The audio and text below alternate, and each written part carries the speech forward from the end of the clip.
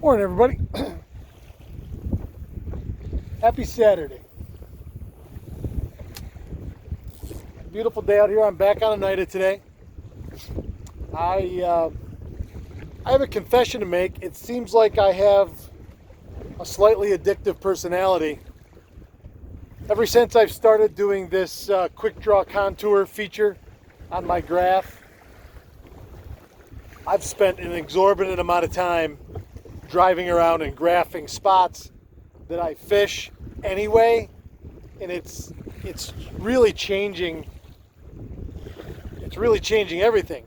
The problem is that I'm enjoying exploring so much.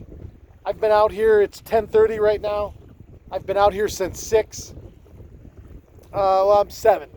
I was a little late getting out. I slept in this morning. Got a long weekend ahead of us. I just snapped that right off. Did I? No.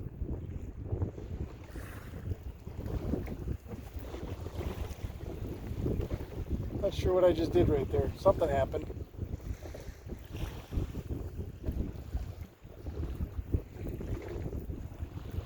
Sorry. Squirrel. Don't know what that was, but just going to move forward. So yeah, I've been driving around this morning in 3 different spots for the better part of 3 hours. I think I've fished probably all together maybe 30 or 40 minutes.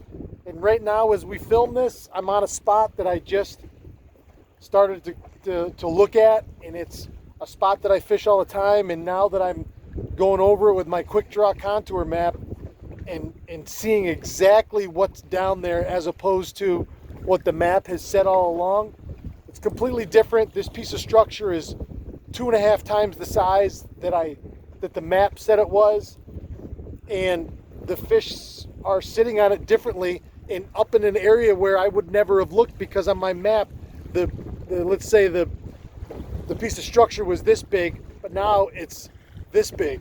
And so, a lot of times you come in, and so you're going to come in and fish something like I'm going to come in and fish this, and you're fishing it. I've always been fishing it according to the map, and come to find out that map is really only a general. I just didn't realize that. You see the warning when it comes up on your screen, not for navigational purposes. That's why, because it's just an approximation. So anyway, long story short, I haven't fished much this morning, so I've had a couple bites. I had 2 fish on a blade that I had started, and I wasn't really paying attention because I'm watching the graph. And the fish that I did find while I was graphing, I never really stopped and fished. So for me, like right now, while before the really good fall bite starts, I've told myself that I'm going to go and go to all of my like say my top 10 spots out here on the west end, and I'm going to regraph everything and mark what I'm seeing, and then that way come fall I've got more of a really dialed in milk run to say, okay, I'm going to go out and hit 3 spots, 5 spots, 10 spots, kind of thing. So that's been my morning in a nutshell. I have seen plenty of fish. I want to say hi to the guys that stopped and talked to me in that brand new, beautiful, shiny Alumacraft, that black and blue one. Gorgeous boat. Nice talking to you guys this morning. Air temp when I came out this morning was in the mid 60s. Water temp is down to 71.6. We've got a pretty stiff east wind today. It's blowing. It's laid down a touch. It's more like 10 to 12 now. Earlier this day and coming out this morning, it was, all of 15, and it was a little sporty coming out this morning. Had to take our time, had to take my time, and I see a bunch of other boats taking their time, so collectively we all took our time, and I see quite a few boats out this morning, even though it was a little rough, which is nice. All right, let's wrap this up.